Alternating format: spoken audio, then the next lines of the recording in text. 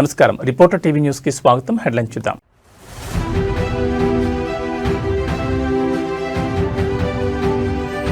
జీవన్ రెడ్డికి అస్వస్థత, రాజకీయ ఒత్తిడిన food పాయిజనా?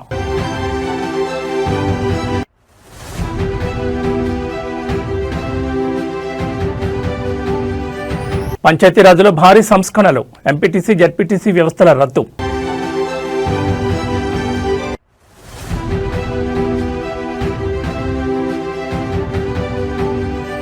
Kethanapalli chairman పీఠం కోసం కోట్ల యుద్ధం, కౌన్సిలర్కు 3 కోట్ల ఆఫర్. కాంగ్రెస్ పార్టీ సీనియర్ నాయకులు మాజీ మంత్రి టి జీవన్ రెడ్డి తీవ్ర అస్వస్థతకు గురయ్యారు. కొద్దిసేపటి క్రితమే ఆయన హైదరాబాద్లోని నిమ్స్ ఆసుపత్రికి తరలించారు కుటుంబ సభ్యులు.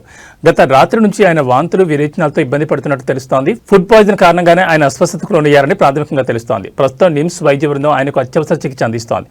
ఆయన ఆరోగ్య పరిస్థితిని డాక్టర్లు నిశితంగా పర్యవేక్షిస్తున్నారు. మరోవైపు జీవన్ రెడ్డి గత కొద్ది రోజులుగా పార్టీ పరిణామాలపై తీవ్ర అసంతృప్తితో ఉన్న విషయం తెలిసిందే. ముఖ్యంగా జగిత్యాల రాజకీయాల్లో చోటు చేసుకున్న పరిణామాలు ఆయన తీవ్రంగా కలిచివేస్తున్నాయి. గత అసెంబ్లీ ఎన్నికల్లో ప్రత్యర్థిగా ఉన్న సంజయ్ కుమార్ కాంగ్రెస్ లో కీలకంగా మారడాన్ని జీవన్ రెడ్డి జీర్ణించుకోలేకపోతున్నారు. ఇటీవల జరిగిన మున్సిపల్ ఎన్నికల్లో తన వర్గానికి కేవలం 20 టికెట్లు ఇచ్చి సంజయ్ కుమార్ వర్గానికి 30 టికెట్లు ఇవ్వడంపై ఆయన రాష్ట్ర నాయకత్వంపై నిప్పులు చెరిగారు. ఫలితాల అనంతరం కీలకమైన మున్సిపల్ చైర్మన్ పదవిని కూడా సంజయ్ కుమార్ వర్గానికి కట్టబెట్టడంపై జీవన్ రెడ్డి తీవ్ర ఆగ్రహంతో ఉన్నట్లు సమాచారం. అటు రాజకీయ ఒత్తిడి, ఇటు అనారోగ్యం, ఈ 2 అంశాలు ఇప్పుడు జిల్లా రాజకీయాల్లో చర్చనీయాంశంగా మారాయి. ఇన్ని బాధలు, ఇన్ని అవమానాలు తట్టుకునే కానీ నిలబడుతున్నా. ఈ అవమానాలు ఎంతకాలం భరించుడు, ఈ అవమానాలు ఎంతకాలం భరించుడు అని చెప్పి అంటున్నా. నేను 20వ తారీఖు నాడు ఏది ఎమ్మెల్యే గారితో కలిసిందట, 28 నాడు ఏదో మరి నామినేషన్ ఇంట్రడ్యూషన్ తెలియదు, 28, 29, 30 నాకు తెలియదు. ఇప్పుడు ఆయన చెక్ కుర్చీలో కూర్చున్నాడు. మరి ఈయన కానీ ఏం అనుబంధం, ఏ రుణం తీసుకుంటున్నావు ఏందో మాకు తెలియదా? మమ్ముళ్ళు బలి పెడుతున్నావు కదా, నువ్వు మమ్ముళ్ళు బలి పెడుతున్నావు కదా అంటున్నాయి అనేది. నేను బీఆర్ఎస్కి చేయలేదు, బీజేపీకి చేయలేదు. కాంగ్రెస్ అన్యాయం జరిగింది. టికెట్లు దొంగ లెక్క ఎత్తుకపోయిండు, అర్ధరాత్రి కన్నం వేసి ఎత్తుకపోయిండు. పక్కింటి కన్నం వేసి ఎత్తుకపోతాడో ఎమ్మెల్యే గారు మన టికెట్లు ఎత్తుకపోయిండు, బీఫామ్ చేతి గుర్తు ఎత్తుకపోయిండు. ఎవరు మన విధిలోకి ఏదైతే ఉందో ఇవాళ ఇవాళ ఈ వేరే గుర్తుతో మీ ముందుకు వచ్చినామని చెప్పిన తప్ప ఏం మాట్లాడలేదు. ఎక్కడ కూడా కాంగ్రెస్ పార్టీ భిన్నంగా మాట్లాడలేదు. మరి అసలు ఈ మానసిక క్షోభ అనేది, దీనికి ముగింపు ఎట్లా వస్తుంది ఏంది అనేది నాకు కూడా ఉంచుకోలేకపోతున్నాయి. అని ఇన్ని అవమానాలు భరిస్తూ కాంగ్రెస్ పార్టీలో కొనసాగటం ఆలోచించుకునే పరిస్థితి ఏర్పడుతుందని చెప్పంటారు. ఇన్ని అవమానాలు భరిస్తూ ఇంత ఆత్మక్షోభతోని కాంగ్రెస్ పార్టీలో కొనసాగటం ఆలోచించుకునే పరిస్థితి ఇలా ఏర్పడుతుందని చెప్పండి. మరి భవిష్యత్తు ఇలా ఎటు దారి తీస్తుందో ఏంటో కానీ ఇప్పటికైనా అధిష్టానం ఏదైతుందో, లేకుంటే ఇది ముగింపు కాదు కదా. ఈ ఎన్నిక ముగింపు కాదు కదా. ఈ వేధింపులు ఏదైతుందో ఆయన ఎమ్మెల్యే ఉన్నంతకాలం కొనసాగుతాయి. ఈ వేధింపులు ఇంతటితో ముగిసేటి కాదు. ఈ వేధింపులు ఏదైతుందో ఆయన ఎమ్మెల్యే ఉన్నంతకాలం కొనసాగుతాయి. మరి ఈ వేధింపులు భరించుకుంటా, ఈ మానసిక క్షోభను భరించుకుంటా కాంగ్రెస్లో కొనసాగడం సాధ్యమేనని చెప్పి అనిపిస్తుందని చెప్పి అంటున్నాను. రియల్లీ మరి అసలు ఏంటి దారి ఎటుంటుంది ఏంటి అనేది నేను ఊహించుకోలేకపోతున్నాను చెప్పండి. ఇంతోనైనా ఈ మనోవేదన పంచుకుందాం అని చెప్పని నేను మాట్లాడుతున్నాను. అంతకంటే ఎక్కువ నేను చెప్పగలిగేది లేదు. మీరు పరిస్థితులని గమనిస్తున్నారు అని చెప్పి అంటున్నా. తెలంగాణ రాష్ట్ర రాజకీయాల్లో మరో సంచలన మార్పునకు ప్రభుత్వం రంగం సిద్ధం చేస్తోంది. దశాబ్దాలుగా కొనసాగుతున్న ఎంపీటీసీ జెడ్పీటీసీ వ్యవస్థలను పూర్తిగా ఎత్తివేసే దిశగా రాష్ట్ర ప్రభుత్వం తీవ్రంగా ఆలోచిస్తున్నట్లు విశ్వసనీయ సమాచారం అందుతోంది. ఈ వ్యవస్థల వల్ల ఆశించిన ప్రయోజనం లేదని, ఎన్నికైన సభ్యులకు సరైన అధికారాలు, బాధ్యతలు లేకపోవడమే దీనికి ప్రధాన కారణమని ప్రభుత్వం భావిస్తోంది. ఇకపై ఎంపీటీసీ జెడ్పీటీసీలకు నేరుగా ఎన్నికలుండవు. సభ్యుల స్థానంలో సర్పంచులు నేరుగా ఎంపీపీలను ఎన్నుకునే విధానాన్ని తీసుకురావాలని చూస్తున్నారు. అదేవిధంగా ఎంపీపీలే కలిసి జిల్లా పరిషత్ చైర్మన్ ఎన్నుకునే పరోక్ష పద్ధతిని ప్రవేశపెట్టే అవకాశం ఉంది. ఇతర రాష్ట్రాలతో అమలవుతున్న పంచాయతీరాజ్ విధానాలపై సమగ్ర నివేదిక ఇవ్వాలని ఇప్పటికే పంచాయతీరాజ్ శాఖను ప్రభుత్వం ఆదేశించింది. ఈ కీలక నిర్ణయంపై ఈ నెల 23 జరగబోయే కేబినెట్ భేటీలో విస్తృతంగా చర్చ జరిగే అవకాశం ఉంది. పంచాయతీరాజ్ శాఖ ఇచ్చే నివేదిక ఆధారంగా చట్టపరమైన చిక్కులు ఏమైనా వస్తాయా, రాజకీయంగా దీని ప్రభావం ఎలా ఉంటుంది అనే అంశాలను విశ్లేషించిన తర్వాతే సర్కార్ తుది నిర్ణయం తీసుకోనుంది. ఒకవేళ ఇదే జరిగితే స్థానిక సంస్థల ఎన్నికల స్వరూపమే పూర్తిగా మారిపోనుంది. ఇది పాత పద్ధతికి చరమగీతం పాడుతుందా, లేక కొత్త వివాదాలకు దారితీస్తుందా వేచి చూడాలి.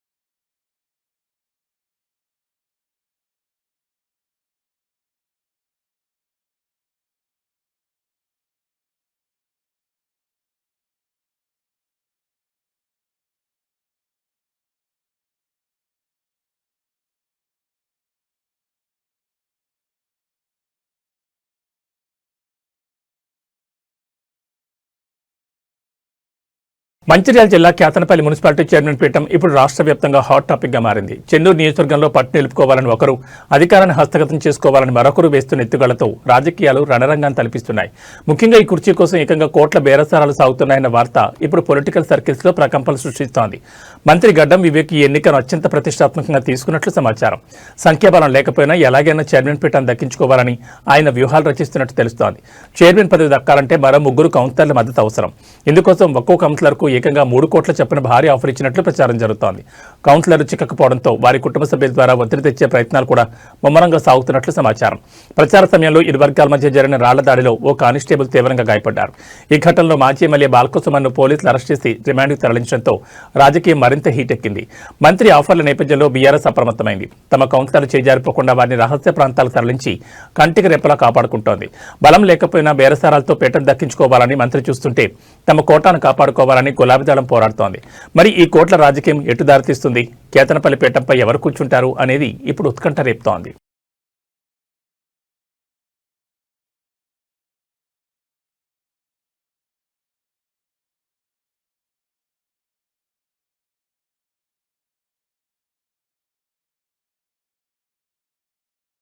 హైదరాబాద్లోని అత్యంత రద్దీ ప్రాంతమైన మైత్రివనం చౌరస్తాలో ఒక్కసారిగా కలకలం రేగింది. ఇక్కడి ఆదిత్య ఎన్క్లేవ్ భవనంలో భారీ అగ్ని ప్రమాదం సంభవించింది.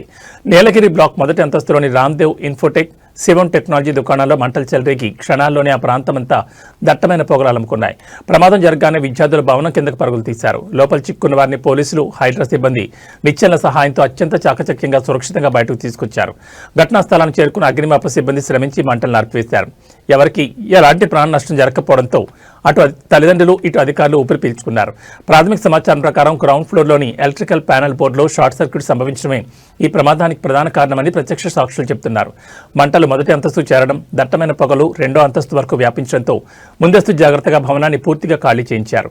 అమీర్పేట్ వంటి రద్దీ ప్రాంతాల్లో వేలాది మంది విద్యార్థులుండే భవనంలో ఈ ప్రమాదం జరగడం భద్రతా ఏర్పాట్లపై మరోసారి ప్రశ్నలు రేకెత్తిస్తోంది.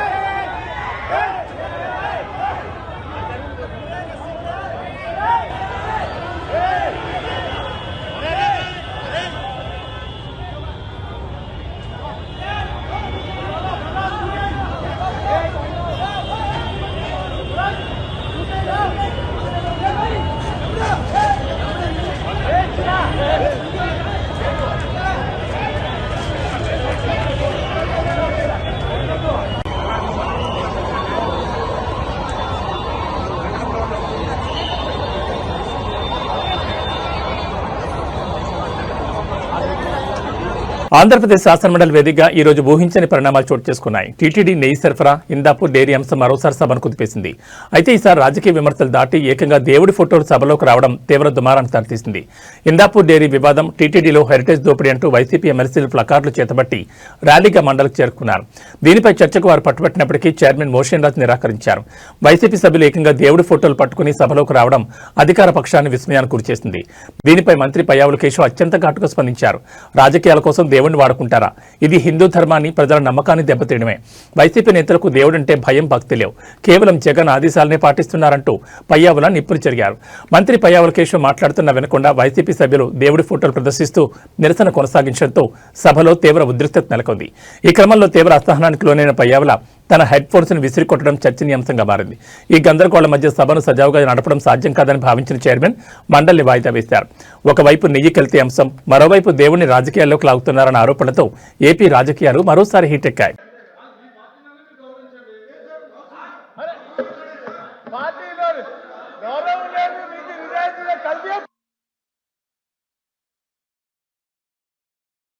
Okay, thank you. ఇప్పుడు మీరు హౌస్ గౌరవించేవాళ్ళైతే మీరు కింద దిగండి, మీరు కింద దిగండి, దిగండి.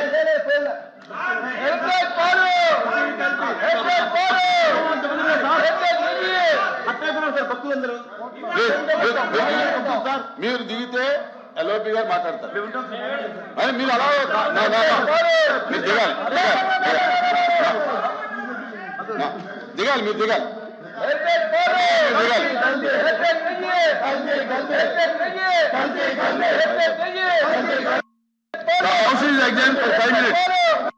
మాజీ మంత్రి వైసీపీ నేత అంబటి రాంబాబు జైలు నుంచి బెయిల్పై బయటకు వచ్చిన తర్వాత ఆ పార్టీ అధినేత జగన్ కలిశారు. తాడేపల్లిలోని జగన్ నివాసానికి వెళ్లి జగన్ తో భేటీ అయ్యారు.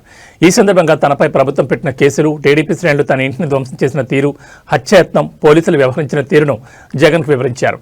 అంబటి రాంబాబుతో పాటు జగన్ కలిసిన వారిలో ఎన్టీఆర్ జిల్లా వైసీపీ అధ్యక్షుడు దేవినేని అవినాష్, ఎంపీ పిల్లి సుభాష్ చంద్రబోస్, మాజీ ఎంపీ నందిగం సురేష్, మాజీ ఎమ్మెల్యే మల్లాది విష్ణు ఉన్నారు.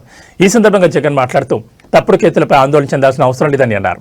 కేసులను చట్టపరంగా ఎదుర్కొందామని భరోసా ఇచ్చారు. ఇదే సమయంలో పోలీసులు వ్యవహరిస్తున్న తీరును జగన్ తప్పుపట్టారు. కొందరు పోలీసు అధికారులు కూటమి ప్రభుత్వంలోని పార్టీలకు ఒత్తాసు పలుకుతున్నారని అన్నారు.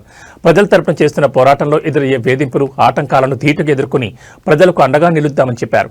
పార్టీ నేతలు, కార్యకర్తలు ఆందోళన చెందాల్సిన అవసరం లేదని అన్నారు.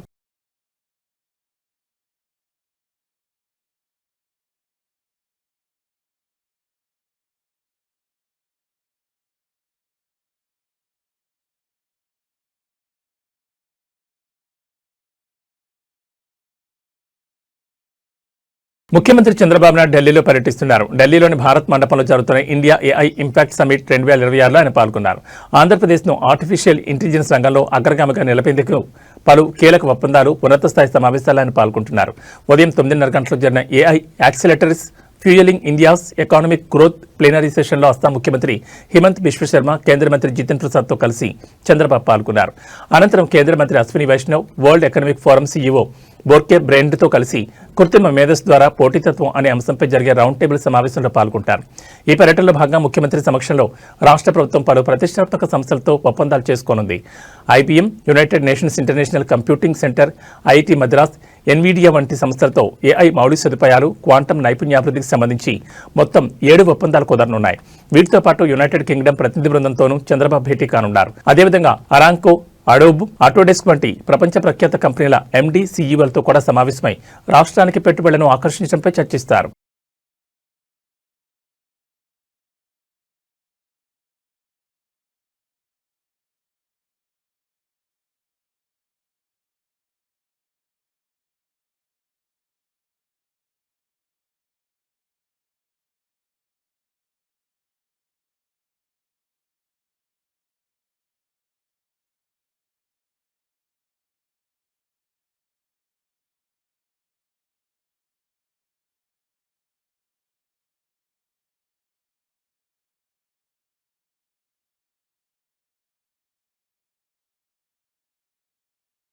దళిత డ్రైవర్ సుబ్రహ్మణ్యంను హత్య చేసి డోర్ డెలివరీ చేసిన కేసు ఏపీలో కలకలం రేపిన సంగతి తెలిసిందే. 2022 మే 19 ఈ ఘటన జరిగింది.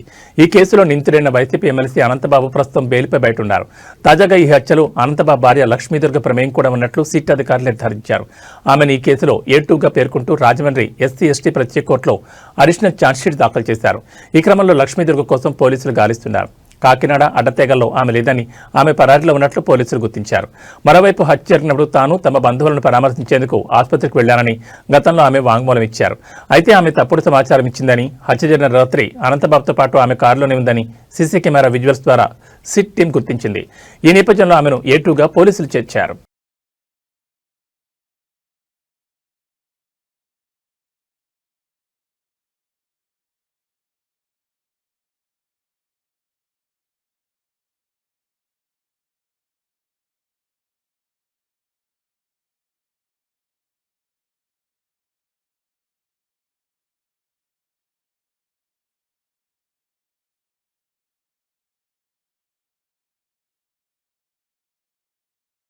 రాష్ట్రంలోని గ్రామ పంచాయతీ సర్పంచులకు ఆంధ్రప్రదేశ్ ప్రభుత్వం శుభవార్త చెప్పింది. 15వ ఆర్థిక సంఘం నిధుల వినియోగానికి అనుమతినిస్తూ కీలక ఉత్తర్వులు జారీ చేసింది.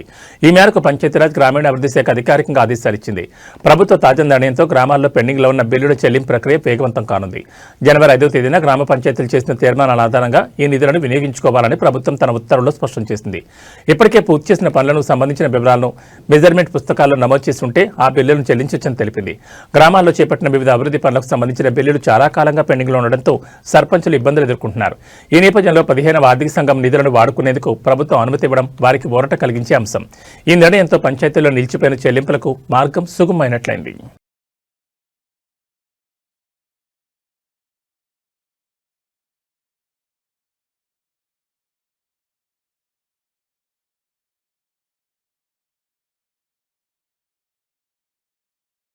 ప్రపంచవ్యాప్త ట్రావెల్ వీడియోలతో సంచలనం సృష్టించిన తెలుగు యూట్యూబర్ నా అన్వేషణ అన్వేష్ ఇన్స్టాగ్రామ్ అకౌంట్ ఒక్కసారిగా కనుమరుగైంది.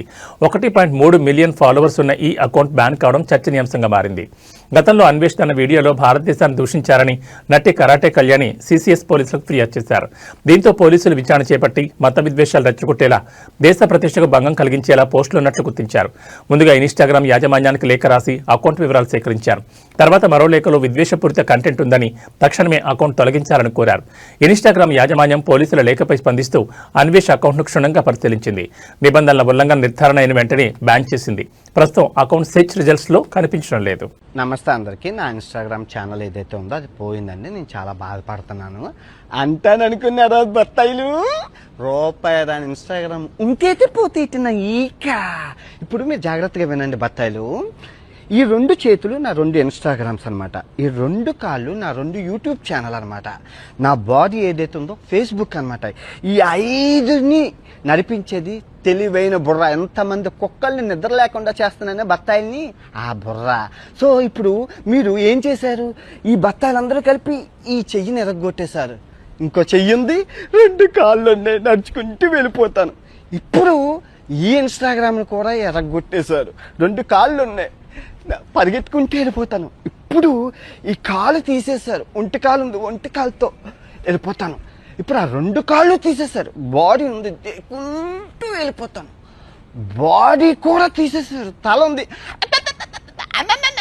మాట్లాడుకుంటూ వెళ్ళిపోతాను. సో నేను దొరికితే తెయ్యాల్సిందేంటి? తల.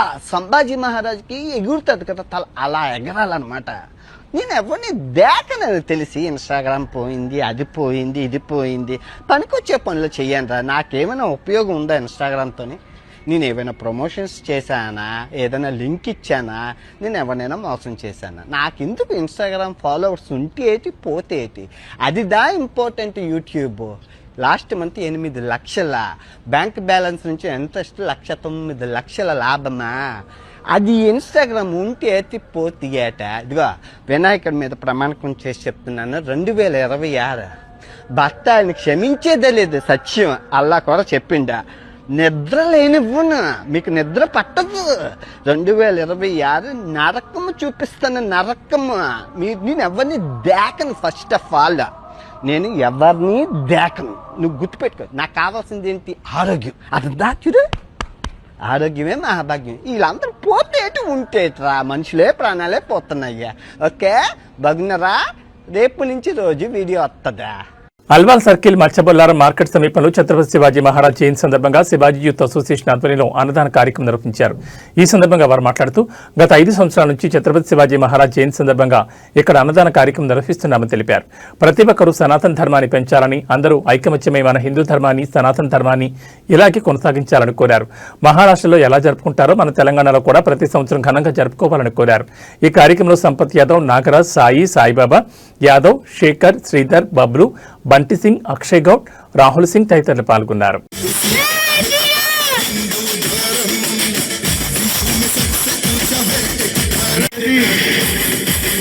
ఛత్రపతి శివాజీ జయంతి సందర్భంగా ఇక్కడ అన్నప్రసాదం ఏర్పాటు చేయడం జరిగింది. సంపద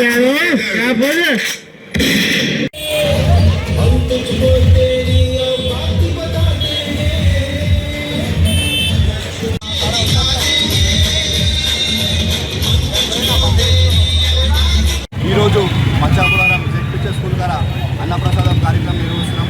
శివాజీ జయంతి దగ్గర ఒక 5 years అయిపోయింది. ఈసారి మేము చేస్తున్నాం మా శివాజీ గ్రూప్ తరఫు నుంచి అందరం నిలబడతాం. ఎప్పటికైనా సరే ఈ కార్యక్రమం ఉన్నంత వరకు ఎప్పటికీ సాగుతూనే ఉంటుంది. కాబట్టి మేమని కాదు అందరూ హిందువులందరూ ఏకం కావాలని కోరుకుంటాం. జై శ్రీరామ్. 5 years నుంచి మధ్యప్రదేశ్ డిస్ట్రిక్ట్ కూడా ఛత్రపతి శివాజీ మహారాజ్ జయంతి చేస్తున్నాం. ఈసారి ఫస్ట్ మనం అన్నప్రసాదం చేసినాం. ఇంతకుముందుకు ఎప్పుడు మనం జ్యూస్లు కానీ మన ప్రసాదం కానీ మంచిగా మరి ఈసారి ఫస్ట్ టైం అన్నప్రసాదం చేస్తున్నాం. సో నెక్స్ట్ ఇయర్ కూడా ఇంతకన్నా మంచిగా చేయాలనుకుంటున్నాం. అందరు హిందువులు కానీ ఇంకా మాత్రం ఎవరైనా సరే శివాజీ మహారాజ్ని ఆదర్శంగా తీసుకొని ఆయన ఎలా మంచి కోసం పోరాడిండో, దేశం కోసం పోరాడిండో, ధర్మం కోసం పోరాడిండో, స్త్రీలను ఎలా గౌరవించిండో అలా అందరూ మంచిగా ఉండాలని కోరుకుంటున్నాం. మీరందరూ సహకార ఇప్పుడు నాతో ఉండాలి. శివాజీ మహారాజ్ జయంతి శుభాకాంక్షలు. ఇక్కడ పచ్చబొలారం మందడి డివిజన్లో జెడ్పిహెచ్ఎస్ స్కూల్ వద్ద గత 5 సంవత్సరాలుగా మా శివాజీ అసోసియేషన్ ద్వారా ప్రతి ఒక్క ఏడాది అన్నప్రసాదం కార్యక్రమము మరి శివాజీ జయంతి ఎలాగైతే మేము డెవలప్మెంట్ ప్రతి 5 సంవత్సరాల నుంచి చేసుకుంటూ వస్తున్నామో అలాగే ఇంకా ముందుకు మన సనాతన ధర్మాన్ని పెంచాలని ప్రతి ఒక్క హిందువులు ప్రతి ఒక్క యువతను అందరూ ఐక్యమత్యమై మన హిందూ ధర్మాన్ని మన సనాతన ధర్మాన్ని ఇలాగే కొనసాగుతూ మొత్తం ప్రజల్లో మొత్తం మన హిందుత్వం ఏందో మన సనాతన ధర్మాన్ని మనం ఎలాగైతే ఇప్పుడు మన ప్రజలందరూ మన తెలంగాణలో ఎలాగైతే మన మహారాష్ట్రలో అదేవిధంగా మహారాష్ట్రలో ఎలాగైతే జరుపుతారో అదేవిధంగా మన తెలంగాణలో కూడా ప్రతి ఏడాది ప్రతి సంవత్సరం మహారాష్ట్ర కన్నా మరీ ఎక్కువ మన తెలంగాణలో కూడా తీసుకెళ్లాలని శివాజీ జయంతిని అందరు ప్రజలకు కోరుతున్నాము. జై శివాజీ. ఇక బులెటిన్ ముగించే ముందు హెడ్లైన్స్ మరోసారి.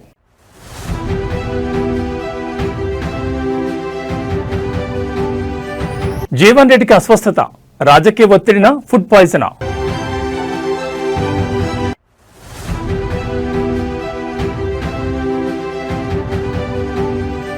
పంచాయతీరాజ్లో భారీ సంస్కరణలు, ఎంపీటీసీ జెడ్పీటీసీ వ్యవస్థల రద్దు.